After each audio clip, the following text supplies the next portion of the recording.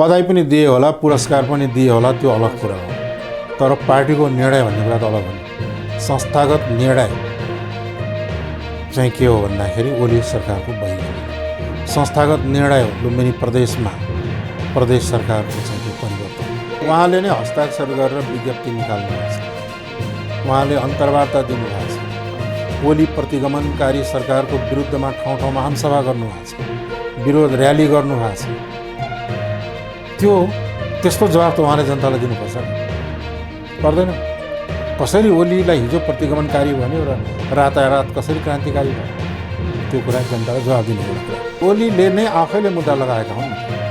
ओली सरकारमा हुँदाखेरि मधेस आन्दोलन चलिरहेका थिए, फरवर्ड आन्दोलन त्यतिखेर चलेका थिए। ती मुद्दाहरू त ओलीकै सरकारले लगाएका, गलत मुद्दा लगाए। ओली सरकारले आफैले लगाएको मुद्दा आफैले फिर्ता लिनुपर्छ। जुनसुकै सरकार आए पनि ती मुद्दाहरू फिर्ता लिनुपर्छ, राजनीति छोड्नुपर्छ, त्यसमा कुनै विवाद छैन। तर त्यसको बदलामा चाहिँ के छैन, ब्ल्याकमेलिङ गर्ने, राजनीतिक रूपले मेरो खुट्टामुनि टाङमुनि छिरेर आइज, मैले चाहिँ के छ विचार परिवर्तन गरेर आइज, तेरो चाहिँ लक्ष्य परिवर्तन गरेर आइज, तेरो चाहिँ के छ भने सिद्धान्त परिवर्तन गरेर आइज, त्यसको बदलामा चाहिँ म त डुबिसकेँ, अब मलाई चाहिँ कहाँ थाहा भन्न चाहिँ सक्दैन। प्रधानमन्त्रीले अस्ति नै राष्ट्रपति कहाँ भएको सर्वदलीय बैठकमा क्लियर भन्यो, यो संसदको काम छैन, यो संसदले केही गर्दैन, यो संसदलाई भङ्ग गरिन्छ र चुनावमा जानुपर्छ भनेर उहाँले त क्लियर गरिसक्नुहुन्छ छ। अनुत्पादकत्व कार्यमा खर्च गरेर मुलुकलाई नडुबाउँ भने, तर नडुबाउँ त भन्नु भएको छ, सबै नेताहरूले भन्नु भएको छ, तर काउन्टर दिन सक्नु भएको छैन नि त। उहाँ प्रधानमन्त्री जसरी स्पष्ट हुनुभएको छ। यहाँहरू सम्पूर्णमा नमस्कार, म शिवनारायण गिरी। आज पनि एउटा विशेष कुराकानी लिएर तपाईहरु माझ हामी उपस्थित भएका छौं। अहिलेको जुन प्रधानमन्त्री केपी शर्मा ओली नेतृत्वको सरकार को विकल्प खोजिरहेका छन् जनता समाजवादी पार्टी, त्यस्तै गरी माओवादी केन्द्र र कांग्रेसले। विशेष गरी जनता समाजवादी पार्टीकै हातमा छ अहिले प्रधानमन्त्री ओलीको सरकार हट्ने या नहट्ने भनेर चर्चा भइरहेको अवस्थामा अहिले जनता समाजवादी पार्टीले जुन लुम्बिनी प्रदेशमा अविश्वासको प्रस्ताव दर्ता गर्ने सांसदहरूलाई नै मुख्यमन्त्री शंकर पोखरेलले मन्त्री बनाएपछि फेरि के प्रधानमन्त्री ओली र जसपा बीच सत्ता सहकार्य हुन थालेको हो भनेर चर्चा चलिरहेको बेलामा हामी माझ हुनुहुन्छ जनता समाजवादी पार्टीका अध्यक्ष उपेन्द्र यादव। यहाँलाई स्वागत छ नेपाल दृश्यको विशेष कुराकानीमा। धन्यवाद। केही दिन अघिदेखि राष्ट्रिय राजनीतिमा जनता समाजवादी पार्टी चाहिँ एउटा केन्द्रमा छ भनिन्थ्यो हैन। प्रधानमन्त्री केपी शर्मा ओलीको बहिर्गमन या विकल्पको रूपमा हटाउनको लागि आजको दिनमा चाहिँ जुन लुम्बिनी प्रदेशमा अविश्वासको प्रस्ताव दर्ता गरिसकेपछि प्रधानमन्त्री ओलीको एमाले र जनता समाजवादी पार्टी बीचको जुन सहकार्य हुन थाल्यो भनेर चर्चा पनि चलिरहेको बेलामा आजको दिनमा जनता समाजवादी पार्टी राष्ट्रिय राजनीतिमा कहाँ छ? हैन, पहिलो कुरा त के हो भने जनता समाजवादी पार्टीले कार्यकारिणी समितिले गरेको निर्णय के हो भने केपी शर्मा ओली जुन संसद विघटन गरेका थिए त्यो असंवैधानिक अलोकतान्त्रिक थियो, जुन कुरा सर्वोच्चले असंवैधानिक भनेर साबित पनि गरिदिएको छ र प्रतिगमनकारी हो र प्रतिगमनलाई नेपालमा समाप्त पार्नुपर्छ, यसलाई खारेज गर्नुपर्छ र मुलुकलाई संघीय लोकतान्त्रिक गणतन्त्र समावेशी लोकतन्त्रको दिशामा अगाडि बढाउनुपर्छ भन्ने कुरा जनता समाजवादी पार्टीको आधिकारिक निर्णय हो। त्यो अनुसार ओली प्रतिगमनकारी सरकार हुन्, ओलीको सरकार र ओलीको विचार र चरित्र दुईटै कुरा हेर्दाखेरि एउटा चाहिँ निरङ्कुशताको चिन्तन र स्वेच्छाचारी चरित्र बोकेको व्यक्तिको रूपमा हामीले त होइन, उहाँको आफ्नै पार्टीका नेताहरूले पनि ती कुराहरू भनिसकेका छन् र अहिले लोकतन्त्र, संघीय गणतन्त्र, धर्मनिरपेक्षता र समावेशिता या भनौँ नेपाली जनताले लामो समयदेखि सङ्घर्ष र बलिदानबाट प्राप्त गरेका उपलब्धि नै ओलीका कारणले धरापमा परेका छन्। त्यसकारण र निरन्तर रूपमा ओली मार्फत लोकतन्त्रमाथि खतरा र प्रतिगमनको खतरा रहिरहन्छ। त्यसकारणले ओलीको बहिर्गमन नै लोकतन्त्रको रक्षाको पहिलो आधार हो। लोकतान्त्रिक प्रणालीलाई या भनौँ सङ्घीय लोकतान्त्रिक गणतन्त्रलाई संस्थागत गर्न 3 वर्षमा जुन ओलीको शासन रह्यो तिनकोले संस्थागतै हुन दिएन सङ्घीयतालाई, समावेशितालाई, र उनी भविष्यमा यसलाई समाप्त पार्ने षड्यन्त्रमा छन्। उनले पटक पटक बोलिसकेको कुरा हो। त्यस कारणले सङ्घीय गणतन्त्रको रक्षाका लागि यसलाई संस्थागत गर्न र मुलुकलाई लोकतान्त्रिक विधि र प्रक्रियाबाट अगाडि बढाउनका लागि ओलीको जुन निरङ्कुशता छ, स्वेच्छाचारिता छ, यसको अन्त्य हुन आवश्यक छ र यो चाँडै नै आउने दिनमा यसको अन्त्य हुनेछ र ओली सरकारबाट बहिर्गमन हुनेछन्।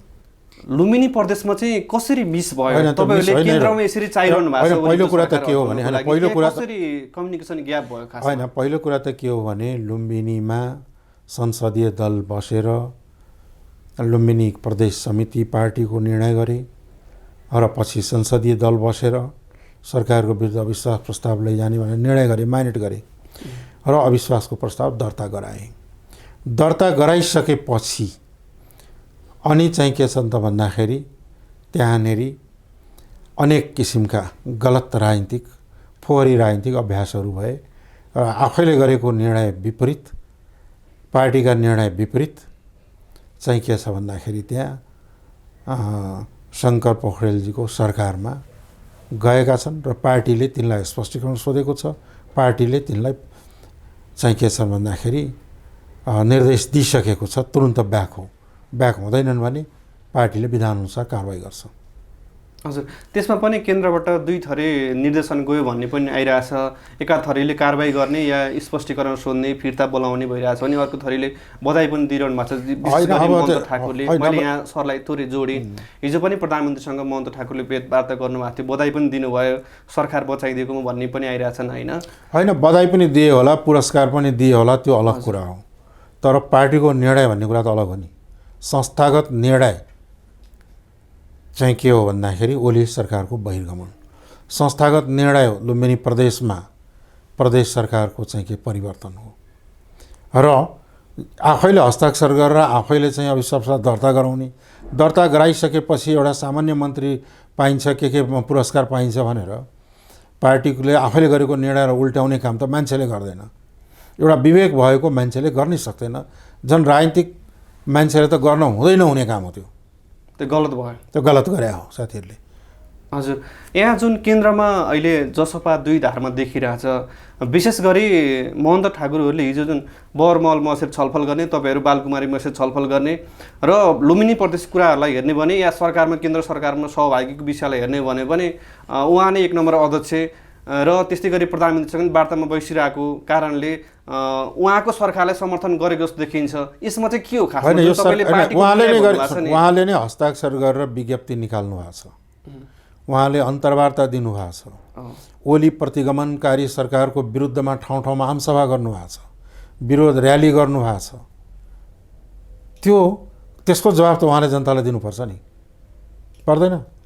कसरी ओलीलाई हिजो प्रतिगमनकारी भन्यो र रातारात कसरी क्रान्तिकारी भयो, त्यो कुरा जनतालाई जवाब दिने एउटा कुरा। र जुन पार्टीको आधिकारिक निर्णय हो त्यो मैले बोल्ने हो। पार्टीको आधिकारिक निर्णय ओलीको सरकार प्रतिगमनकारी हो ओली र यिनलाई सरकारबाट बहिर्गमन गर्नुपर्छ भन्ने चाहिँ के हो भने प्रतिगमनलाई खारेज गर्नुपर्छ भन्ने आधिकारिक निर्णय हो, जो पार्टीको दस्तावेजले बोल्छ, जो पार्टीको आधिकारिक निर्णयले बोलेको छ, पार्टीले सार्वजनिक गरेको दुवैजना अध्यक्षले हस्ताक्षर गरेर सार्वजनिक गरेको वक्तव्यले बोलेको छ। त्यसलाई कसरी खण्डन गर्ने, त्यसको जवाब कसरी दिने त? हजुर, केन्द्रमा र कसैले व्यक्तिगत रूपमा कसैलाई मन पर्यो होला, कुनै कारणवश मन पर्यो होला, कुनै कारणवश आकर्षण बढ्यो होला, त्यो व्यक्तिको मामला हुन्छ। तर पार्टीले गरेको संस्थागत निर्णय भनेको पार्टीको निर्णय हुन्छ।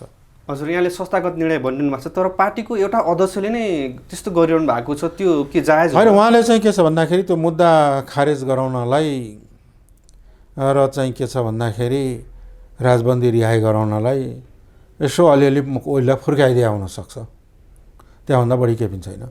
हजुर, यहाँहरूको माग जुन सम्बोधन भयो भने जुन झुटा मुद्दा फिर्तादेखि त्यो मागै होइन, त्यो त प्रशासन होइन, ओलीले नै आफैले मुद्दा लगाएका हुन् नि त।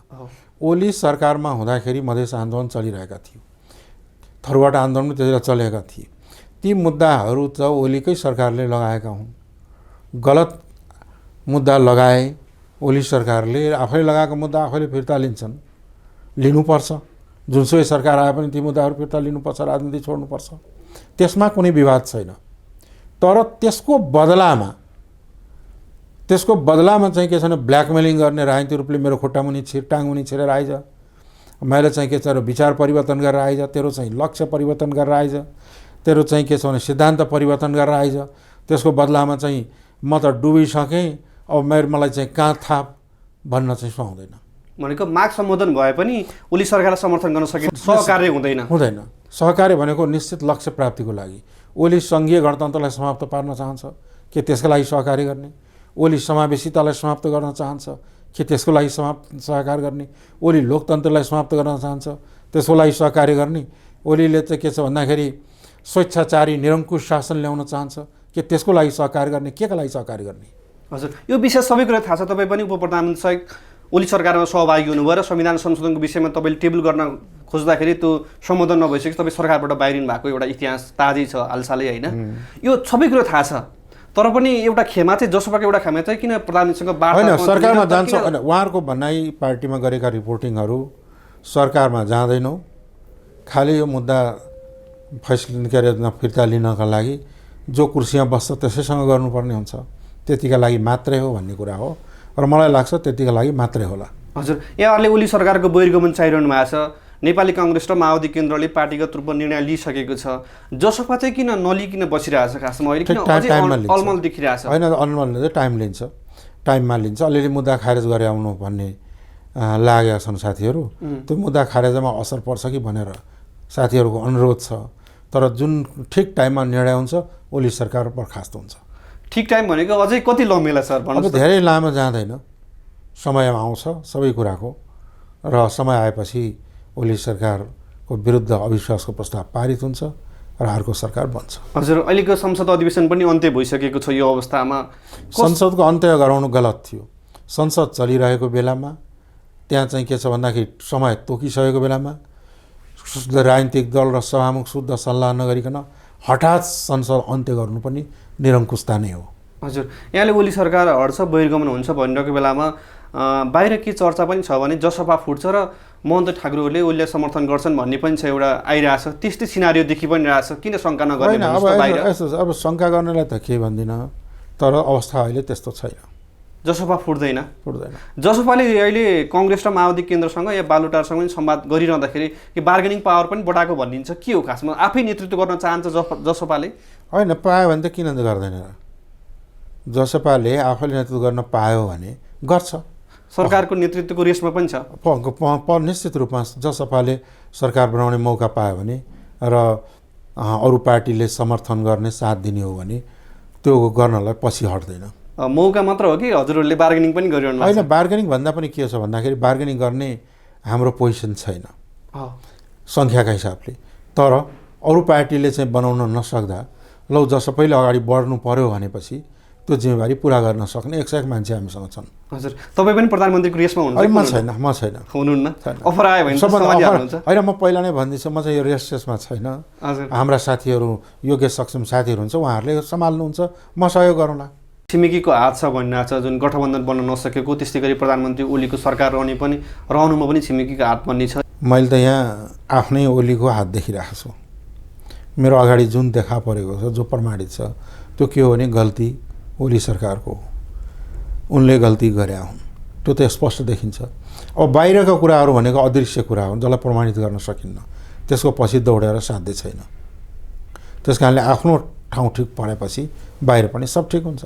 हजुर, यहाँ पटक पटक मन्त्री भएको, प्रधानमन्त्री भएको नाताले यो देशलाई निकास दिनको लागि चाहिँ कुन दलले के गर्नु पर्ला? केपी ओलीको बहिर्गमन एक। दोस्रो कुरा चाहिँ के हो भने सङ्घीयता पक्षधरहरू, प्रतिगमन विरोधी शक्तिहरूको सरकार निर्माण। त्यसपछि चाहिँ के छ भन्दाखेरि सङ्घीय गणतन्त्र समावेशी लोकतन्त्रलाई संस्थागत गर्ने गरी सरकारको नीति कार्यक्रमको तयारी र तदनुरूप चाहिँ के छ भने सरकारले गर्ने कार्य माथि निर्भर गर्छ। जसपाले चाहिँ ठ्याक्कै के गर्नुपर्छ? जसपाले कुनै कन्फ्युजन क्रिएट नहुनको लागि कार्यकर्ता मतदाता सबै होइन, हामी क्लियर छौँ। दोष छ नि त जसपामाथि। हाम्रो अहिले होइन, दोष लगाउनु त जसलाई पनि सक्छन्, तर हाम्रो ध्येय चाहिँ के हो भने सङ्घीय लोकतान्त्रिक गणतन्त्र, समावेशी लोकतन्त्र र जुन परिवर्तन आएको छ यो परिवर्तनलाई संस्थागत गर्दै र संविधान त्रुटिपूर्ण छ, गल्तीहरू धेरै छन्, अधुरा छन्, ती संविधानलाई संशोधन परिमार्जन गर्दै चाहिँ के छ भने पहिचान, समावेशिता, न्याय प्रणाली, निर्वाचन प्रणाली, शासकीय स्वरूप लगायतका विषयहरूमा संशोधन गरेर सच्याउँदै मुलुकलाई चाहिँ के छ भने अगाडि बढाउनुपर्छ एकातर्फ राजनीतिक रूपले। आर्थिक रूपले चाहिँ कृषिलाई आधुनिकीकरण गर्दै चाहिँ एउटा लगानी मैत्री वातावरण बनाएर चाहिँ के छ भन्दाखेरि विज्ञान के अरे आजकलको ज्ञान विज्ञानको युगमा प्रविधि र पुँजीलाई भित्राएर उद्योगीकरण गर्दै जलस्रोत, कृषि लगायतको क्षेत्र, पर्यटन क्षेत्र लगायतका क्षेत्र विकास गर्दै समृद्धितर्फ जानुपर्छ। यी दुईटा महत्त्वपूर्ण कुरा छन्, एउटा राजनीतिक कुरा, एउटा आर्थिक कुरा। हजुर, यहाँले यो कुरा भनिरहँदाखेरि देशलाई निकास दिनुपर्ने उपाय पनि बताइरहँदाखेरि प्रधानमन्त्री ओलीले संसद अधिवेशन अन्त्य गर्नुभएको छ। यसभन्दा अगाडि पनि संसद विघटन गर्नुभन्दा अगाडि यस्तै सिनारियो देखिएको थियो होइन? के लाग्छ यहाँलाई, प्रधानमन्त्री ओलीले चाल्ने कदम फेरि संसद विघटनको पक्षमा हुनुहुन्छ या के हुनुहुन्छ, के लाग्छ यहाँलाई? होइन, प्रधानमन्त्रीले अस्ति नै राष्ट्रपति कहाँ भएको सर्वदलीय बैठकमा क्लियर भन्नुभयो, यो संसदको काम छैन, यो संसदले केही गर्दैन, यो संसदलाई भङ्ग गरिन्छ र चुनावमा जानुपर्छ भनेर उहाँले त क्लियर गरिसक्नु भएको छ। भने उहाँको एजेन्डा क्लियर भइसकेपछि त्यसमा भ्रममा पर्ने त कुनै कारणै छैन। उहाँ क्लियर हुनुहुन्छ नि, तपाईँहरू घुमाइफिराइ सबै निर्वाचनै छ। होइन, हामी चाहिँ के छ भन्दाखेरि निर्वाचनबाट भाग्ने होइन, तर के हो भने निर्वाचन निर्धारित समयमा होस्। अहिले यो कोरोनाको प्रकोप बढेको बेला, देशको अर्थतन्त्र चौपट भएको बेला र समय पनि 2 वर्ष बाँकी रहेको बेलामा यो देशको ठुलो धनराशि अनुत्पादकत्व कार्यमा खर्च गरेर मुलुकलाई नडुबाउँ भने हो हामीले। तर नडुबाउँ त भनिरहनु भएको छ, सबै नेताहरूले भनिरहनु भएको छ, तर काउन्टर दिन सक्नु भएको छैन नि त। उहाँ प्रधानमन्त्री जसरी स्पष्ट हुनुभएको छ। होइन, यो के हो भन्दाखेरि 2 दिनको रमझम मात्रै हो। उही भन्छ नि हिन्दीमा, 2 दिन की चाँदनी रात, फिर 2 दिन की चाँदनी फिर अंधेरी रात, फेरि परिस्थिति आउनेवाला नै त्यही हो। जसोपालाई चुनावबाट भागेको भन्ने पनि आरोप छ, त्यो होइन? चुनावै लडेर हामी आएका हौँ, चुनावबाट किन भाग्छौँ? तर देश र जनतालाई भारी बोकाएर, देश र जनता मर्माहत भएको बेलामा, सङ्कटमा परेको बेलामा चाहिँ के हो भन्दाखेरि दुःख दिनु हुँदैन भन्ने पक्षमा हामी हौँ। हजुर, कार्यकर्ता मतदातालाई तपाईँको केही सन्देश छन्? होइन, यही छ कि अब सङ्घीय लोकतान्त्रिक गणतन्त्रलाई संस्थागत गरौँ, आर्थिक समृद्धि र विकासलाई अगाडि बढौँ र राष्ट्रिय समस्याहरूको हल गर्न अगाडि बढ्नुपर्ने यो बेला हो। र यो बेला चाहिँ के छ भन्दाखेरि चाहिँ त्यतिकै खेर नजाओस्, यसको सदुपयोग हुने वातावरण बनोस्, यही हो। हामीलाई समय दिनुभयो, यहाँको महत्त्वपूर्ण समय, यहाँलाई फेरि पनि धेरै धन्यवाद।